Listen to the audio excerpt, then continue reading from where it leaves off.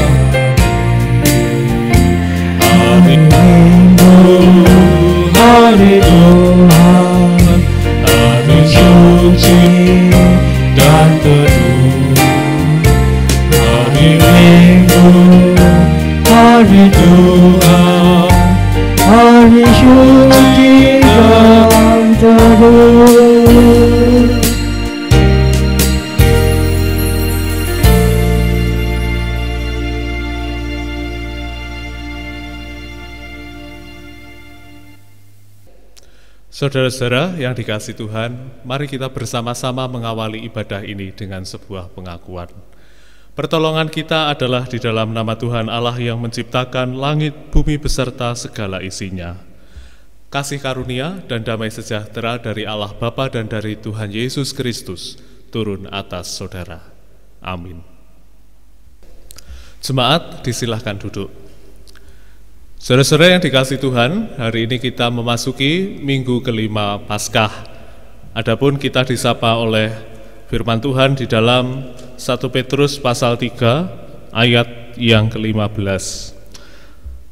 Tetapi kuduskanlah Kristus di dalam hatimu sebagai Tuhan dan siap sedialah pada segala waktu untuk memberi pertanggungan jawab kepada tiap-tiap orang yang meminta pertanggungan jawab dari kamu tentang pengharapan yang ada padamu, tetapi haruslah dengan lemah lembut dan hormat.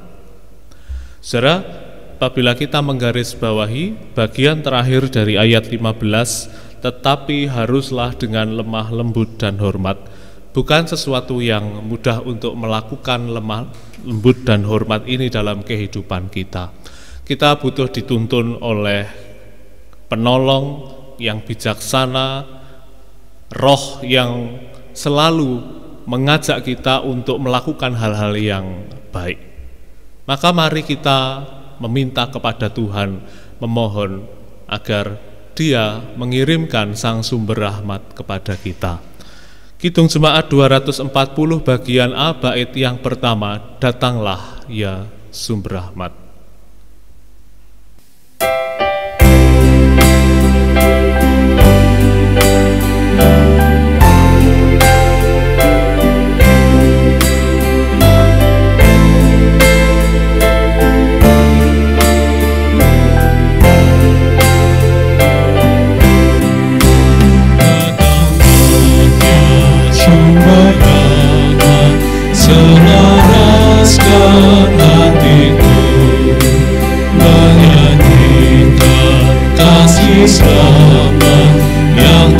gunung berhenti, ajaranmu mana indah, kita meraih surgamu.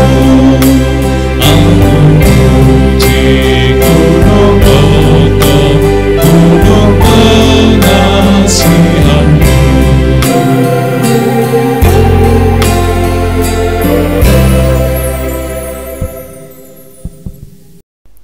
Saudara-saudara yang dikasihi Tuhan, kita bersama memohon kepada Tuhan di dalam doa agar laku hidup kita selalu selaras dengan kehendak-Nya. Juga agar Sang Sumber Rahmat, yaitu Roh Penolong itu, selalu mendampingi dan menolong hidup kita. Mari kita bersama datang kepada Tuhan di dalam doa.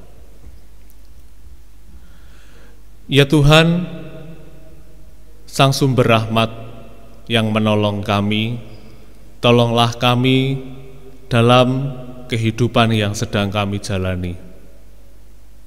Engkau yang selalu hadir, setia dan peduli di dalam hidup kami, tak pernah meninggalkan kami. Apa yang menjadi panggilan dari surat 1 Petrus memang harus kami hayati dan hidupi dalam hidup kami hari lepas hari, di mana kami dipanggil untuk melakukan perbuatan-perbuatan baik yang selaras dengan kehendak-Mu, sehingga ketika pertanggungjawaban dari kami diminta, kami bisa memberikan itu dengan lemah lembut dan hormat. Ajarilah kami ya Tuhan untuk bisa mengendalikan diri, untuk bisa melakukan segala perbuatan itu dengan kerendahan hati. Kami sadar bahwa kami tak mampu melakukan itu tanpa-Mu. Oleh karena itu, kami datang kepadamu, kuasailah kami, agar kami di tengah-tengah dunia yang gelap ini selalu memancarkan cahaya kasih-Mu. Terpujilah nama-Mu ya Bapa, kekal kini dan selamanya. Amin. Saudara-saudara yang dikasihi Tuhan, mari kita terus menyerahkan segala jalan kita kepada Tuhan, agar kita ditolong dan ditopang oleh Roh kebenaran yang menolong kita. Kidung Jemaat nomor 417 bait yang pertama sebagai ungkapan permohonan kita agar Tuhan selalu melindungi di setiap jalan kita. Serahkan pada Tuhan.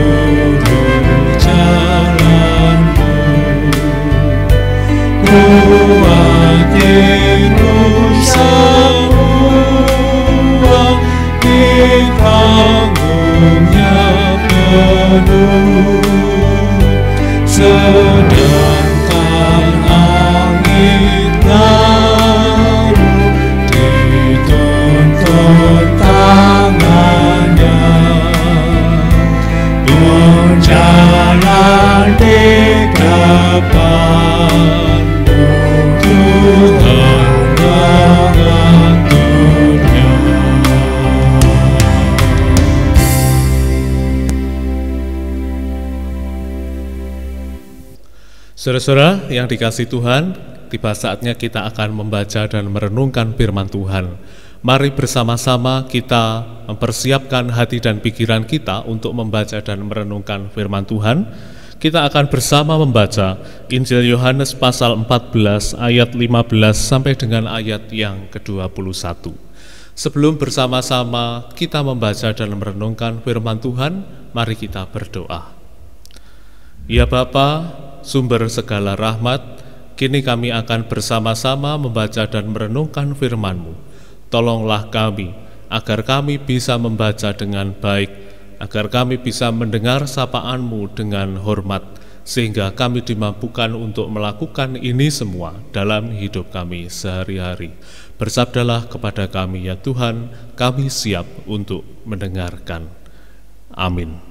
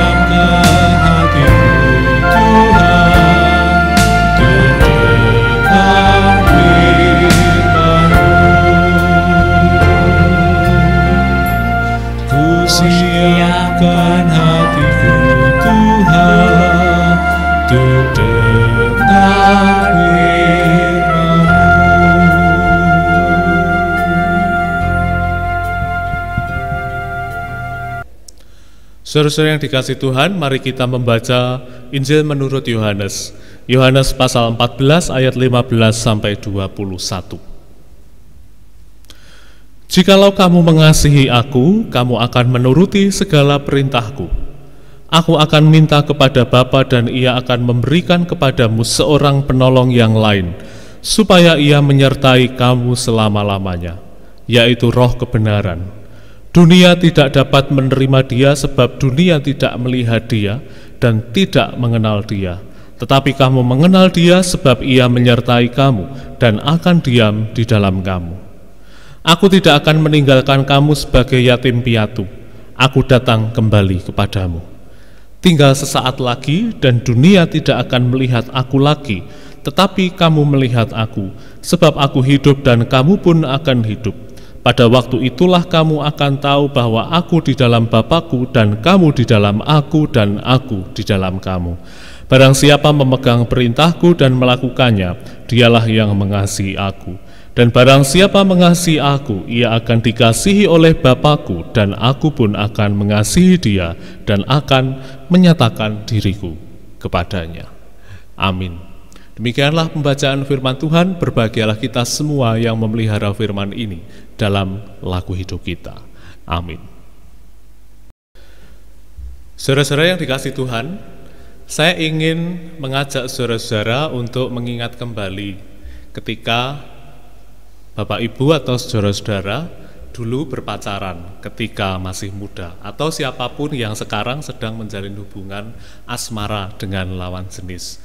Paling tidak ketika seseorang itu sedang kasmaran atau sedang jatuh cinta, minimal misalnya katakanlah begini, laki-laki pasti akan mendengarkan apa yang pacarnya yang si perempuan ini katakan. Demikian pula sebaliknya, apa yang dikatakan oleh laki-laki ini, pacarnya, pasti juga perempuan ini akan mendengarkan.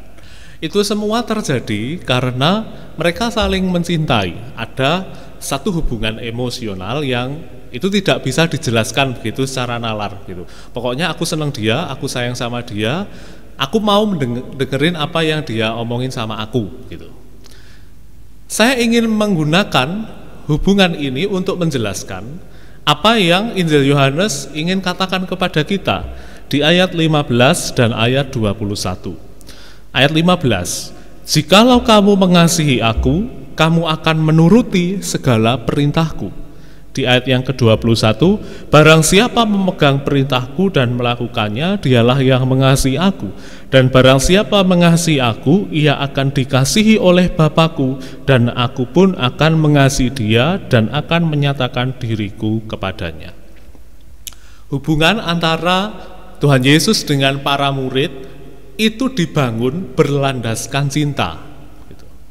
Kalau kita kembali pada apa yang saya katakan tadi, orang yang sedang kasmaran, orang yang sedang jatuh cinta pasti mendengarkan apa yang dikatakan oleh pasangannya. Demikian juga para murid dan Tuhan Yesus. Tuhan Yesus ingin menjelaskan itu. Jikalau kamu mengasihi aku, kamu akan menuruti segala perintahku. Artinya kalau para murid itu betul-betul tresno, betul-betul sayang, betul-betul cinta kepada Tuhan Yesus, maka mereka pasti akan melakukan apa yang Tuhan Yesus katakan.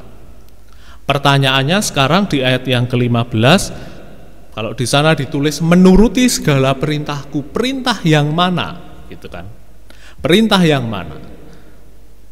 Perintah yang paling besar yang Tuhan Yesus ajarkan kepada para murid semasa hidup adalah tentang mengasihi sesama manusia. Loh, jadinya kan bolak-balik. Tadi katanya jikalau kamu mengasihi aku, kamu akan menuruti segala perintahku. Sekarang kok menuruti segala perintahku, yang dituruti ya mengasihi sama saja. Lalu bagaimana menjelaskannya? Memang itulah yang Tuhan inginkan. Bacaan kita Yohanes 14 ayat 15 sampai 21 merupakan bagian dari Yohanes 14 ayat 1 sampai 14, bacaan yang minggu lalu. Kalau kita bersama masih bisa mengingat begitu, perkataan di pasal 14 ini merupakan perkataan yang menguatkan para murid ketika nanti mereka akan ditinggal oleh Tuhan Yesus. Para murid ketakutan, para murid cemas, para murid gelisah, para murid tidak tahu apa yang harus diperbuat ketika Tuhan Yesus nanti pergi. Maka Tuhan Yesus mengatakan itu di ayat 14 ayat 1 sampai 14 dan menjamin kembali di ayat 15 sampai 21. Para murid bisa bertahan hidup, bisa menjalani hidup tanpa Yesus asal mereka mengikuti apa yang Yesus lakukan, apa yang sudah diteladankan, apa yang sudah diajarkan oleh Yesus. Apakah mereka sanggup melakukannya? Nah, itulah pertanyaannya. Nada-nadanya memang sepertinya Tuhan Yesus tidak yakin bahwa para murid ini bisa melakukan dengan total. Sehingga di ayat yang ke-18 dikatakan, aku tidak akan meninggalkan kamu sebagai yatim piatu. Aku datang kembali kepadamu. Kekhawatiran inilah yang ditangkap dan dipotret oleh Tuhan Yesus bahwa para murid pasti tidak bisa melakukan itu. Sehingga dia mengatakan di ayat sebelumnya, ayat 16 sampai ayat 17, aku akan minta kepada Bapa dan ia akan memberikan kepadamu seorang penolong yang lain, supaya ia menyertai kamu selama-lamanya, yaitu Roh kebenaran. Roh kebenaran ini yang akan menolong para murid di dalam mereka harus menuruti perintah-perintah Yesus, di mana mereka harus mengasihi Yesus. Gitu. Mengapa mereka perlu ditolong? Karena dunia di mana para murid hidup, kita semua hidup sekarang adalah dunia yang lain. Ayat 17, dunia tidak dapat menerima dia, sebab dunia tidak melihat dia dan tidak mengenal dia. Tetapi kamu mengenal dia sebab ia menyertai kamu dan akan diam di dalam kamu. Sekuat-kuatnya para murid untuk mengasihi Yesus, sehebat-hebatnya para murid bisa mengamalkan apa yang Yesus ajarkan, di tengah-tengah dunia ini mereka pasti tetap akan ditolak. Sehingga mereka butuh satu kekuatan, spirit untuk bisa konsisten menjalani itu semua di tengah-tengah dunia itu. Nah, saudara yang dikasihi Tuhan, itulah yang dijanjikan oleh Tuhan Yesus.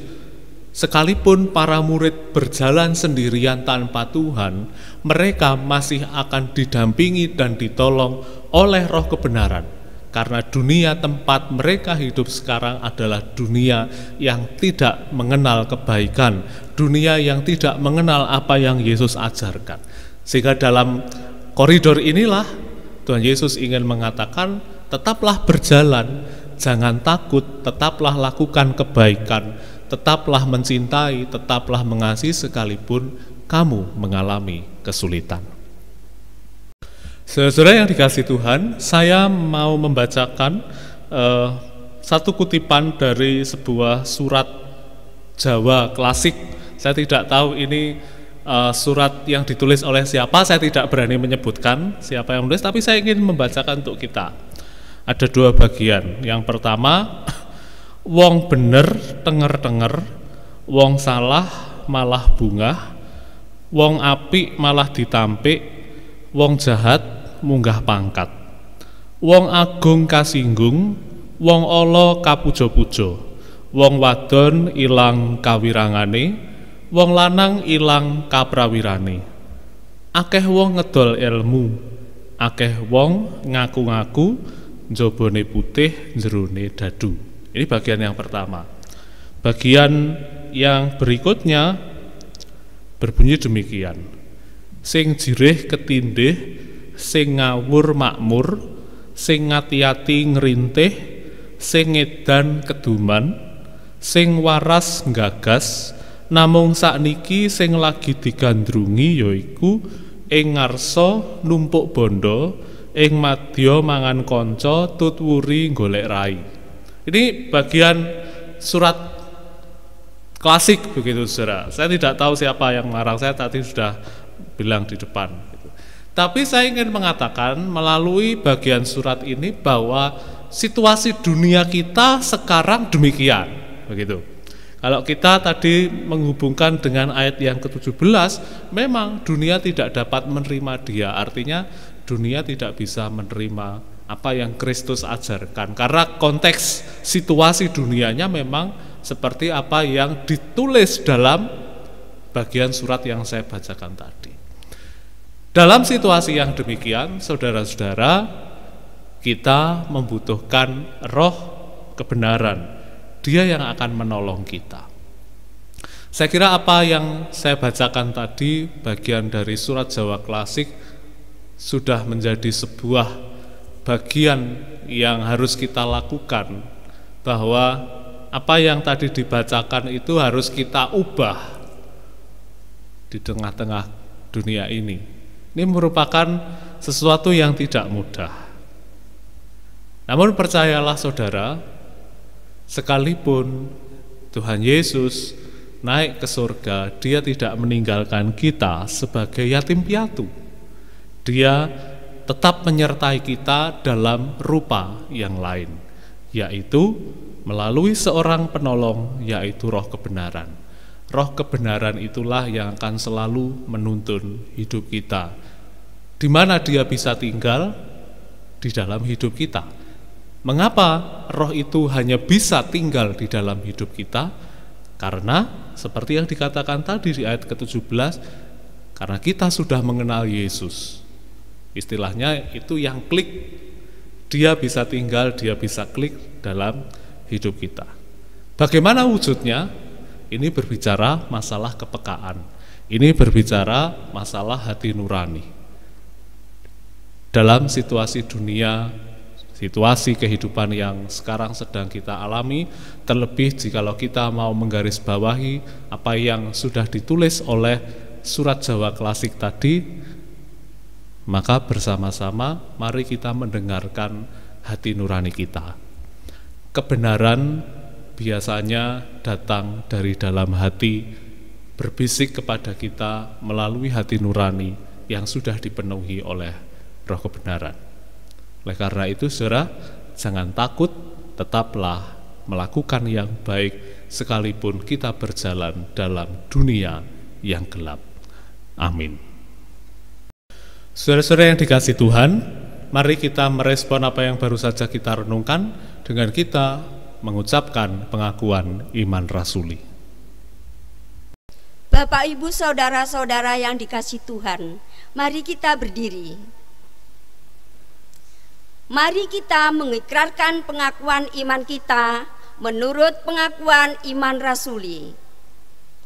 Aku percaya kepada Allah Bapa yang Maha Kuasa, Khalik langit dan bumi, dan kepada Yesus Kristus, anaknya yang tunggal, Tuhan kita, yang dikandung daripada Roh Kudus, lahir dari anak darah Maria, yang menderita di bawah pemerintahan Pontius Pilatus, disalibkan, mati dan dikuburkan, turun ke dalam kerajaan maut. Pada hari yang ketiga, bangkit pula dari antara orang mati, naik ke surga, duduk di sebelah kanan Allah Bapa yang Maha Kuasa, dan akan datang dari sana untuk menghakimi orang yang hidup dan yang mati. Aku percaya kepada Roh Kudus, gereja yang kudus dan am, persekutuan orang kudus, pengampunan dosa, kebangkitan daging, dan hidup yang kekal. Amin. Jemaat disilahkan duduk. Saudara-saudara yang dikasihi Tuhan, kita akan bersama-sama menaikkan doa syafaat kita. Seperti biasanya, saya memberikan kesempatan kepada saudara-saudara untuk mengambil waktu pribadi sejenak, mengungkapkan segala gumul juang, kegelisahan, pergumulan saudara di hadapan Tuhan. Secara khusus berkaitan dengan apa yang baru saja kita renungkan melalui firman Tuhan, mari kita masing-masing mohon kepada Tuhan agar roh kebenaran itu, Sang Penolong, tetap ada di dalam hati kita, supaya kita bisa tetap menjalani kehidupan ini. Juga doakan negara kita, para pemerintah, tenaga medis, orang-orang yang sedang terpapar COVID-19. Doakanlah mereka agar Tuhan menjamah mereka dan melindungi mereka. Saudara-saudara yang dikasihi Tuhan, mari kita mengarahkan hati kepada Tuhan, kita masuk di dalam doa. Mari kita berdoa.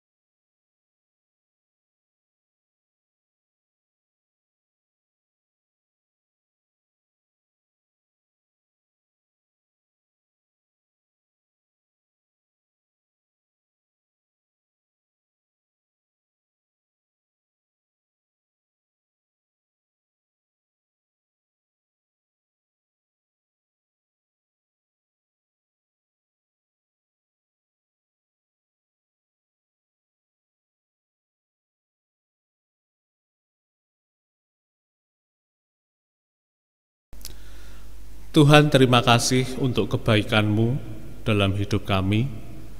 Terima kasih untuk sapaan-Mu, agar kami masih bisa bertahan dalam kehidupan kami sekalipun kami sulit. Kiranya Tuhan tidak meninggalkan kami, tetap menolong kami. Tuhan, kami bersyukur untuk kehidupan yang boleh kami jalani saat ini. sekalipun tak mudah bagi kami, namun biarlah melalui kehidupan yang tak mudah ini, kami bertahan, kami berjuang, dan menemukan nilai-nilai kehidupan yang luar biasa, yang menginspirasi dan bisa kami hidupi dalam laku hidup kami. Kami berdoa untuk saudara-saudara kami yang sakit, Tuhan menjamah, Tuhan tidak meninggalkan. Begitu juga yang sedang bergumul dalam setiap masalahnya, Tuhan pun juga memberi kekuatan. Terima kasih ya Allah, sebentar kami akan kembali dalam kehidupan kami, dan kami percaya Engkau selalu menyertai hidup dan kehidupan kami. Terpujilah nama-Mu ya Allah. Setiap doa, harapan, dan gumul juang kami naikkan di dalam satu nama, Yesus Kristus, Tuhan dan Juru Selamat kami yang mengajar kami berdoa. Bapa kami yang di surga, dikuduskanlah nama-Mu. Datanglah kerajaan-Mu, jadilah kehendak-Mu di bumi seperti di surga. Berikanlah kami pada hari ini makanan kami yang secukupnya, dan ampunilah kami akan kesalahan kami, seperti kami juga mengampuni orang yang bersalah kepada kami. Dan jangan membawa kami dalam pencobaan, tetapi lepaskanlah kami daripada yang jahat. Karena Engkaulah yang mempunyai kerajaan dan kuasa dan kemuliaan sampai selama-lamanya. Amin. Saudara-saudara yang dikasihi Tuhan, tiba saatnya kita mengucap syukur dengan mengumpulkan persembahan. Mari kita mempersembahkan yang terbaik bagi Tuhan. Bapak, Ibu, dan saudara-saudara yang dikasihi Tuhan, mari bersyukur kepada Tuhan karena Ia baik kepada kita. Kebaikannya kita rasakan melalui pemeliharaannya yang mencukupkan kehidupan kita. Dalam kesempatan ini, mari kita pun juga mengingat firman Tuhan di dalam 2 Korintus 9 ayat 7 yang demikian firman-Nya. Hendaklah masing-masing memberikan menurut kerelaan hatinya, jangan dengan sedih hati atau karena paksaan, sebab Allah mengasihi orang yang memberi dengan sukacita. Amin. Mari kita mengumpulkan persembahan, diiringi pujian kita kepada Tuhan menurut nyanyian NKB 100 bait 1 dan 2. Rindukah engkau mendapat berkat Tuhan?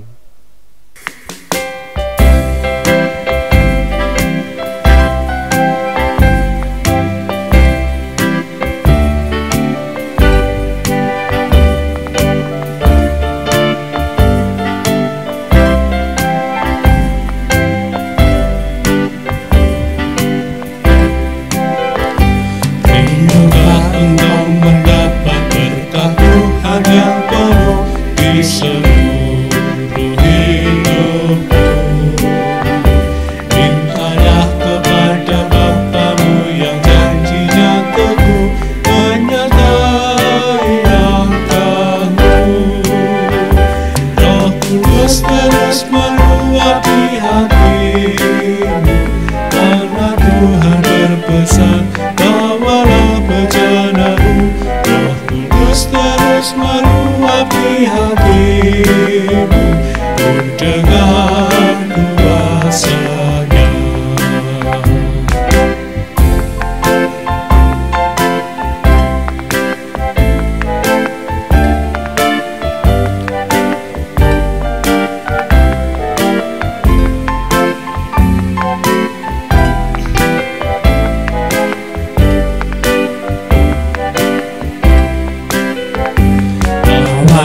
Bejanamu yang kosong ada penebus, wahai Allah yang lesu. Dengan hati yang rendah tetap nantikan Roh Kudus masuk dalam hatimu. Roh Kudus terus meluapi hatimu, karena Tuhan berpesan, bawalah bejanamu. Roh Kudus terus menguat di hatimu dengan kuasa-Nya.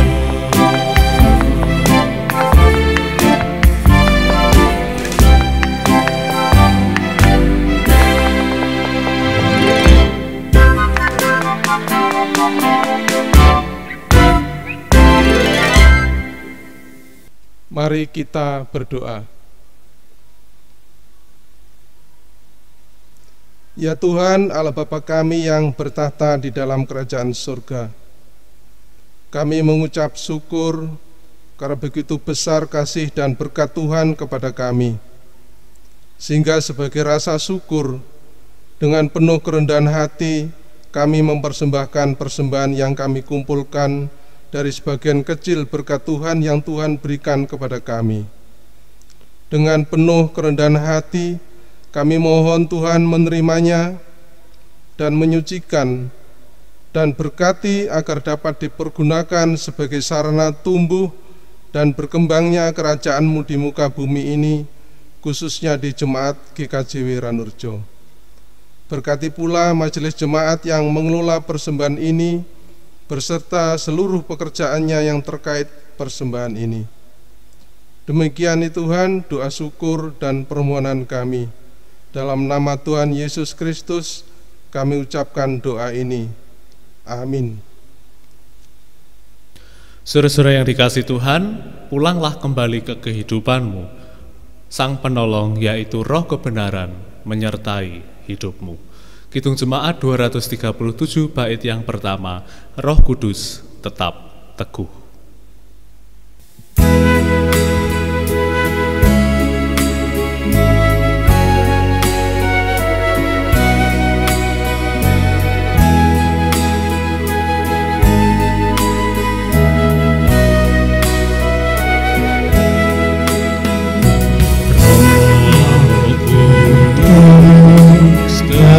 Tetap teguh, Kau pemimpin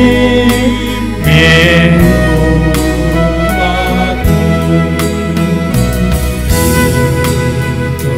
Kami yang lemah, lewat-Mu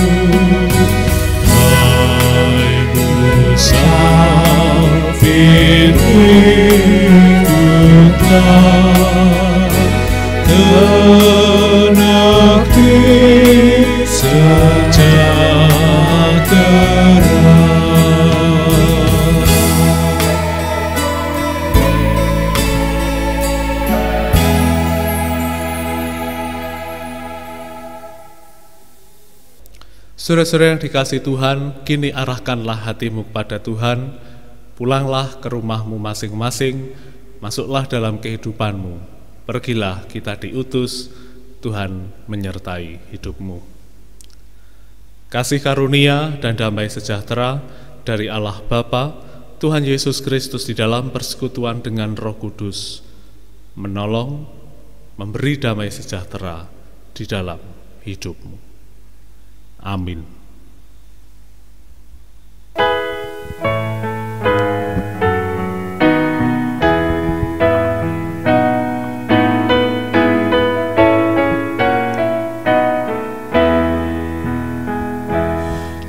Kepadamu puji-pujian, nada syukur dan segala kemuliaan.